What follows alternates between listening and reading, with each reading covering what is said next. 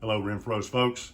I want to give you a heads up on some new legislation coming out of Washington regarding light bulbs. Light bulbs with a filament.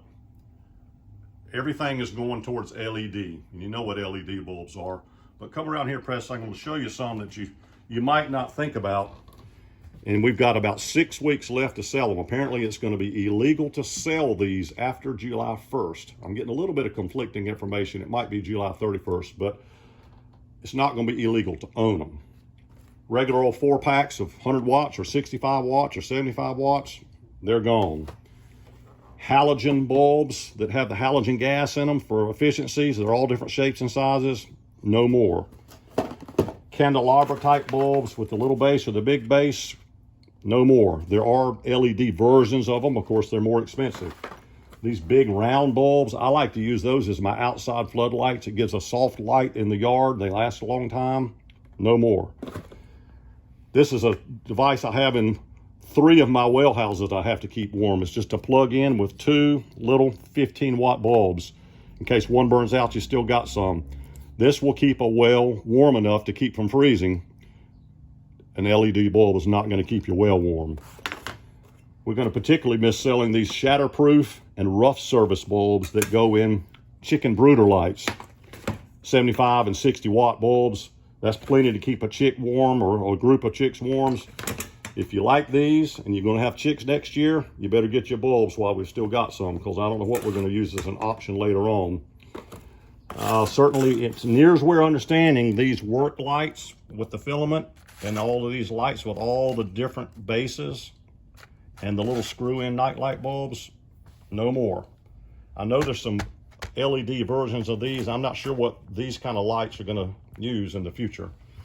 What we know that probably is still going to be legal are heat lamps, which is too much for chickens. Usually that's to keep a plumbing warm or something like that. A bulb that says appliance or fan on the package apparently is still going to be legal, because fan bulbs are made to take a lot of shaking and vibration, and appliance bulbs are either for an oven or a walk-in freezer, where apparently LEDs just don't perform very well. So your standard old oven bulbs, I think we'll still have. I'm not sure about black lights. I'm not sure if there's an LED version of a black light. There probably is. But just so that you don't get caught off guard, look around your inventory and see if you need any light bulbs. And if you do, you've got about 4 or 5 weeks to get them. And apparently the fine, if we get caught, is $4,000 per SKU to have one on the shelf. Crazy. See you next week. One more thing, folks. When we open tomorrow, we're going to have this rack of tomato plants out in the backyard. These are new arrivals for hot weather tomatoes. If you've ever picked a tomato in August and it was kind of orange on the top and didn't quite taste so good, and you had a week or two you didn't get many tomatoes, that's because the temperature was too high at some period of time for the fruit to set. Most tomatoes don't set fruit above about 90 degrees. These 2 varieties are high temperature fruit sets, and a great idea to plant them the end of May, the 1st of June. The first is the Tropic. Tropic is a indeterminate full-size plant like a Better Boy, about the size of fruit of a Better Boy, developed by the University of Florida for the Middle Atlantic states. So try your 3 or 6 Tropics. The second is Heat Master. It's more like a Better Bush. It's a more compact plant.